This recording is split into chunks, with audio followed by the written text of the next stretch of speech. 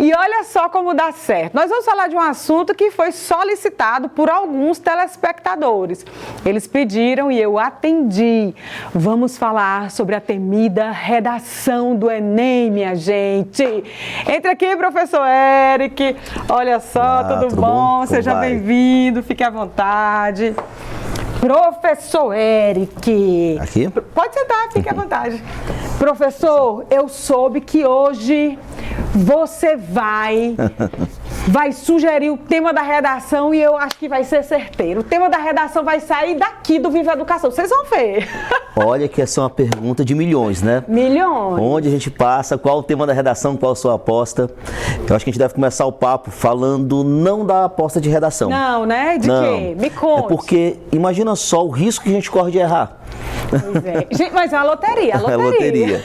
Então é melhor você se preparar para algo mais amplo, tá? Sem dúvida. Trabalhar com a questão de eixos temáticos, de grandes assuntos.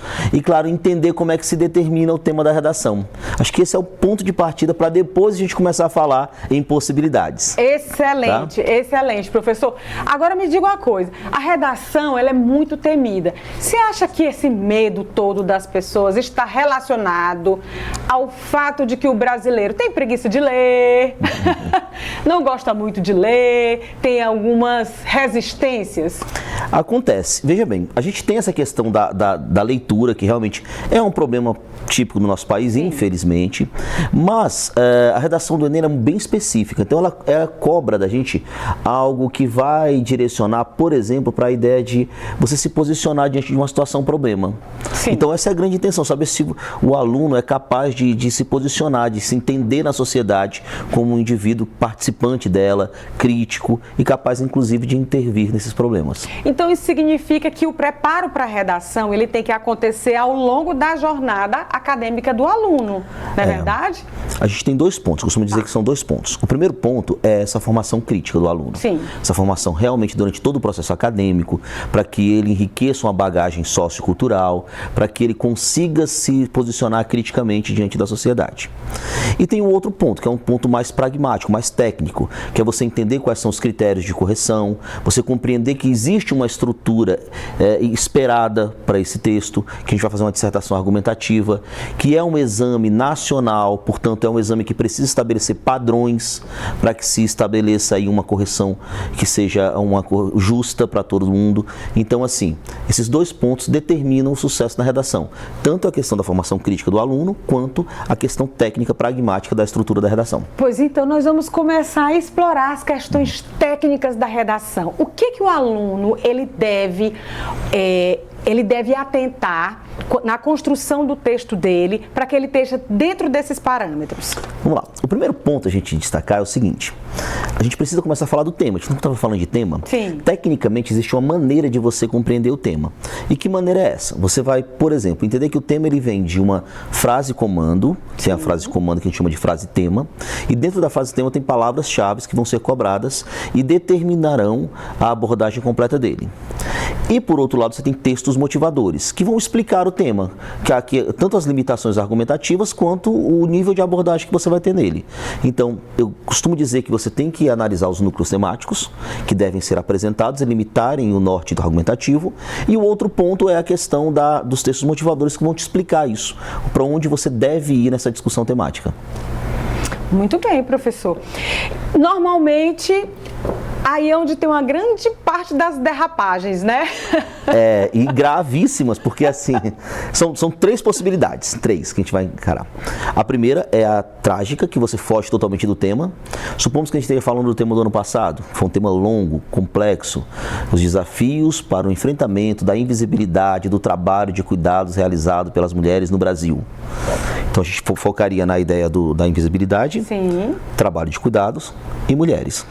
Bom, se eu não falasse de trabalho de cuidados, eu fugiria totalmente do tema. Pronto, aí você zeraria a redação, não tinha jeito.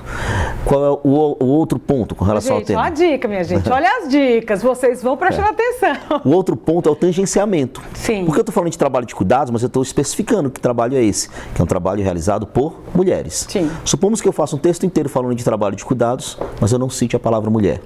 eu tenho um tangenciamento parcial, que também é trágico, porque vai determinar uma perda de pontos absurdas. E o outro, que é mais sutil, que a gente não percebe, é o fato de você falar de mulheres, falar de trabalho de cuidado, falar de invisibilidade, mas em algum ponto do texto você não tratar exatamente desses 3 fatores. Do conjunto, em algum parágrafo, por exemplo. Se isso não acontecer em algum parágrafo, o corretor pode entender que naquele momento você foi ou superficial ou genérico, e aí você tem uma perda de pontos menor, mas que também é grave dentro do contexto da busca por uma nota máxima. Professor, mas a gente não corre o risco de ter a redação corrigida com uma certa subjetividade? Por exemplo, esse tema mesmo da redação do ano passado foi um tema que despertou muita polêmica. Ano passado eu lembro que as pessoas comentaram muito, que tema é esse? Isso é coisa da esquerda. Eu escutei isso, tipo, isso é coisa da esquerda. E aí, de repente, quem está corrigindo a minha prova não concorda muito com aquela ideia. Não existe esse risco de uma subjetividade. De repente eu falei alguma coisa, contemplei as questões que estão lá, mas o meu pensamento é diferente. Existe essa possibilidade? Tecnicamente não. Tecnicamente não. Mas isso é comum acontecer mesmo. Esses comentários e um certo terrorismo que acontece, sim, principalmente nas redes sociais, após o tema, às vezes até pelo anseio de você comentar o assunto que está no momento, surge essa questão. Mas isso não acontece, porque assim, se a gente olhar tecnicamente para o tema está tratando sim de uma minoria social, que é a questão das mulheres, mas todos os temas do Enem, ele trazem, desde 2009, quando surgiu a nova matriz de referência, problemas invisibilizados que devem ter essa discussão. Basicamente, essa é a lógica do tema do Enem. Partindo dessa lógica, a gente vai criar a estratégia técnica. Mas assim, professor, uma visão do corretor não pode tirar isso? Não. A correção ela é técnica. Existe, muito bom destacar que é assim, existe um curso de corretores. Agora ele vai trocando de instituição de acordo com um certo período. Agora ele é administrado pela Sebrasp, que é a UNB. Então o que você tem ali? Você tem todo um direcionamento técnico mesmo. Isso daqui faz você perder pontos, isso aqui não faz você perder pontos. E aí já vai mais uma dica importante para os alunos. Professor, quando é que eu vejo isso? Como é que eu sei? Está na cartilha do participante, na cartilha do aluno, na cartilha da redação, que saiu agora, acho que semana passada, que está à disposição no site do INEP, todo aluno pode baixar e pode entender esses critérios, que é justamente o que é passado para cada corretor. Seus alunos estão todos lhe assistindo. Quais são as dicas matadoras que eles precisam saber, pelo amor de Deus, meu irmão, faz isso aqui que eu quero ir para tua festa. Vou falar de algumas, aqui dicas em geral, mas a gente vai pegar um tema ou outro para eu também não ficar sem resposta aqui. Vai que a gente acerta, né? Fique à vontade. Tá vendo? Bom, pelo menos o assunto. A gente não acerta o tema, a gente acerta o assunto. Primeiramente é você entender o tema. É o primeiro grande passo. Entender o tema é você entender que existem textos, que existem núcleos temáticos na frase tema e que os textos motivadores nortearão a sua discussão temática. Eles vão explicar o que você precisa escrever. Esse é um ponto. O outro ponto que a gente precisa saber é a questão dos repertórios. O aluno fica muito ansioso com a questão do repertório. Mas tem uma coisa que a gente tem certeza. A competência 5 do Enem, ela trabalha com a proposta de intervenção para o problema. E se eu preciso de uma proposta de intervenção, é porque precisa existir um problema. Sim. Eu não sei qual vai ser o tema, mas eu sei o que vai ser. E o que vai ser o tema? Um problema. Um problema invisibilizado, inclusive. Aí já tenho esse direcionamento. Olha, gente! Isso eu acerto. Eita, vai ser um problema invisibilizado. Então você pode, por exemplo, determinar alguns repertórios que são genéricos. Por exemplo, se existe um problema social, é porque alguém terá o seu direito violado. E se eu sei que sempre terá alguém ou um grupo com direitos violados, eu sei que eu sempre posso citar, por exemplo, a Constituição Federal. Ou outros elementos, como Declaração Universal dos Direitos Humanos, como obras que fazem críticas sociais. Então, sempre são bons repertórios que você deve ter ali na sua bagagem cultural. Professor, olha, eu estou gostando muito dessas dicas que o senhor está dando e eu acho que a redação nota 1000 vai ser de um telespectador do Viva Educação. Espero que seja um aluno meu. Também. O que mais, professor, que os alunos precisam ficar atentos nesse momento? Uma coisa que eu acho muito interessante é que a redação, ela costuma deixar os alunos muito ansiosos, né? E muito nervosos. O que o senhor indica com a sua experiência toda? Eu sei que o professor hoje em dia ele não é só professor, ele é professor, psicólogo, terapeuta. O que o senhor indica para os seus alunos? A gente precisa ter um método. Okay. Como é que é o método? Você precisa determinar o que você vai fazer. O nervosismo é inevitável, vai acontecer. É uma prova muito complexa, você vai determinar ali o seu futuro, entre aspas. Sim. Então é uma pressão muito grande para um jovem. Então qual é a melhor maneira de você lidar com essa pressão, com esse nervosismo? É você saber o que fazer. Como é que você sabe o que fazer? Por exemplo, eu costumo dizer que 4 passos vão marcar o planejamento da redação. Se imaginar mesmo, você chegar na sala, sentar, passar meia hora esperando, às vezes com a prova na sua frente sem poder abrir, se prepare para esse nervosismo. O sinal tocou, na hora que você vai olhar o tema, é muito comum vir o choque. Porque o tema do ano passado foi um tema fácil, o assunto, porque é um trabalho de cuidados, todo mundo tem acesso ao trabalho de cuidados, mas ele apareceu de uma forma muito grande, então houve aquele choque logo de cara. Primeiramente, respire fundo, você sabe o que fazer. Marque os núcleos temáticos, analise os textos motivadores. Eu não sei o que é trabalho de cuidados. Antes que o desespero bata, é bom saber que os textos motivadores explicam.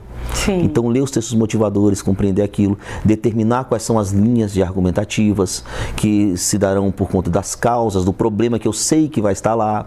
Então, no momento em que ele percebe que essa metodologia, que essa estratégia funciona, aí acalma-se. E aí, quando você consegue fazer uma redação de um tema que normalmente é complexo, até as questões ficam mais fáceis, porque quando você faz questão com segurança, você faz uma questão mais assertiva. Vamos brincar? Vamos lá. Eu acabei de dizer que eu sou quase uma criança crescida. Vamos brincar. Eu vou dizer aqui os temas e você vai dizer sim ou não. Se você acha que vai cair e por quê. Olha que eu não sou bom nisso. É sim, que eu sei. Vamos lá. Será que a redação do Enem de 2024 pode trazer as queimadas no Brasil? Sim ou não? Pode. Pode, por Pode quê? muito, é uma boa possibilidade. Bom, a questão do meio ambiente como um todo, a última vez que foi cobrada no Enem, na primeira, na edição oficial, foi em 2008, antes do novo Enem. Sim. A nova matriz do Enem, ela surgiu em 2009 e de lá até aqui não se foi cobrado nada sobre o meio ambiente, especificamente. A gente fala, a queimada é algo natural, todo mundo está aí, mas a gente discute pouco, por incrível que pareça. Então, é um problema invisibilizado. Então, juntando essa questão do meio ambiente com algo que é do nosso cotidiano e algo que merece uma discussão maior, aí nós temos sim uma possibilidade grande na questão das queimadas. Possibilidade 1, queimadas no Brasil. Vamos lá, próxima. A inteligência artificial como uma ameaça ao trabalho. Veja Pode? bem. Pode. Não vou negar, acho que não vou negar nenhum, né? Pode. Bom, a inteligência artificial é provável, e talvez não é uma tendência do Enem trazer temas que estão muito discutidos. Entendi. Não é uma tendência. Pode acontecer? Pode. Em 2020 nós tivemos a questão das doenças mentais, Sim. que era o que mais se discutia na época da pandemia. Mas com relação às inteligências artificiais, esse tema é bem interessante, porque pode ser que ele não venha diretamente no tema, mas que ele seja abarcado por uma discussão mais ampla.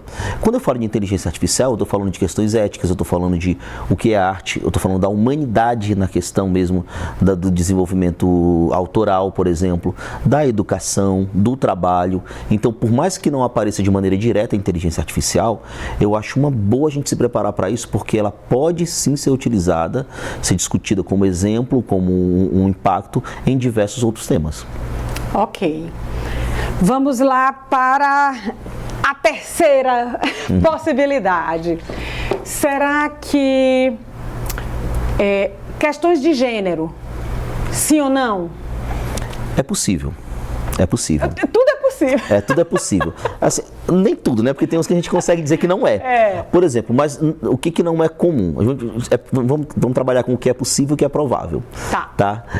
É provável? Não creio que seja provável agora. Por quê? Quando você fala da questão de gênero, você tem, claro, a questão, por exemplo, da desigualdade entre a visão da mulher, por exemplo, na sociedade, e você tem uma questão de gênero que é um pouco ainda, que está em discussão. Por exemplo, pouco se entende sobre a questão do que é o transgênero, do que é Sim. uma pessoa fluida, do que é uma pessoa... Então, essa discussão é uma discussão ainda muito em movimento.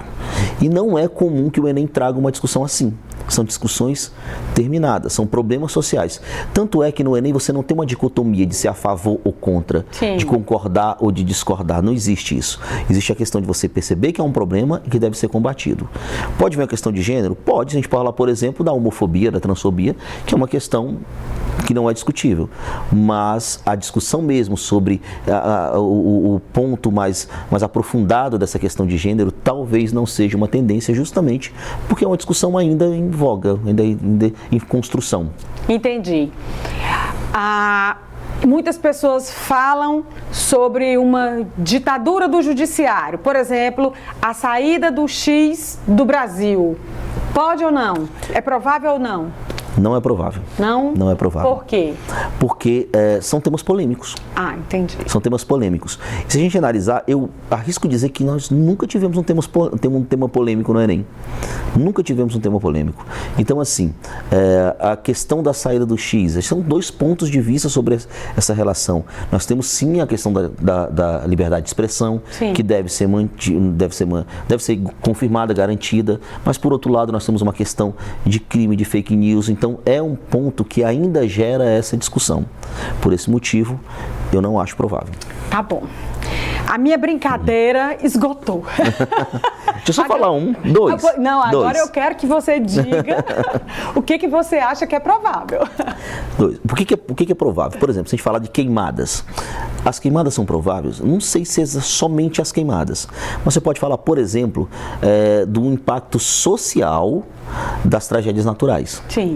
Das mudanças climáticas. Por exemplo, se a gente pensar em mudança climática, nós temos os eventos extremos, enchentes, secas, furacões e assim por diante. Quem mais sofre com isso é uma parcela mais carente da população. Então essa relação é uma relação que tem a cara do Enem. A questão da desigualdade social e as mudanças climáticas. Olha Isso só, é interessante. faz muito sentido. Juntando essas duas. Por outro lado, se a gente for pensar num tema que seja mais discutido, vai vir uma coisa parecida com 2020, eu arriscaria a questão da permanência do aluno no processo escolar, ou a evasão escolar em si. Um dos maiores projetos do governo federal foi o projeto Pé de Meia, que impactou todo o Brasil, sim, todos os alunos do Brasil. Então é uma discussão que é vigente. Então talvez a permanência na escola e é algo comum, próximo do que são todos os outros temas do Enem.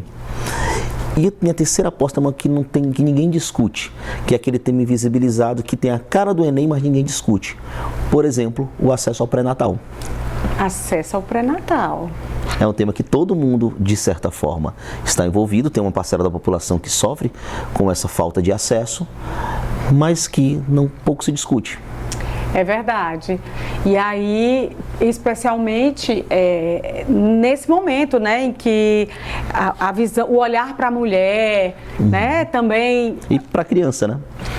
São dois públicos, né? A mulher, a saúde da mulher e a da criança que vai nascer. Aí, a gente podia abrir uma outra discussão. Será se virar outra minoria social? Nós tivemos a questão da invisibilidade ligada ao registro civil, que eram minorias sociais. Nós tínhamos os povos tradicionais, que eram minorias sociais, as mulheres, que eram minorias sociais. É até comum que venha a minoria social. Muito interessante isso, porque a escolha desses temas, nessa perspectiva que você está trazendo aí, ela faz com que a sociedade inteira discuta a respeito de algo que não está em evidência. Que é a função do Enem. Muito interessante, porque a gente olha para o Enem só como aquele concurso que vai trazer as vagas, né? Vai escolher os detentores das vagas. Mas, nesse caso, o Enem está trazendo uma discussão para movimentar toda a sociedade. Tinha uma pergunta bem interessante que sempre foi feita tradicionalmente na escola. Para que eu vou usar isso? Esse conteúdo, por que eu vou usar esse conteúdo? A gente faz isso desde pequeno. Ainda faz. Mas o Enem, ele veio meio que para responder essa pergunta, porque o conhecimento trazido dentro dessa matriz de referência é justamente para dar prática para esse conhecimento que a gente adquire no processo acadêmico. Tanto é que alguns assuntos eles realmente não aparecem lá, de forma alguma, justamente porque precisa ter uma aplicabilidade. Então o Enem ele tem essa característica por si só. E a redação não foge disso. Tá? Professor, adorei trazer você aqui. Eu acho que depois dessas dicas, eu acho que vai ter muito telespectador aprovado nesse Enem. Redação, nota 1000. E eu espero que sejam os seus alunos e que sob convite para as festas, para ir para as festas com você. Iremos, e muitas. Professor, muito obrigada.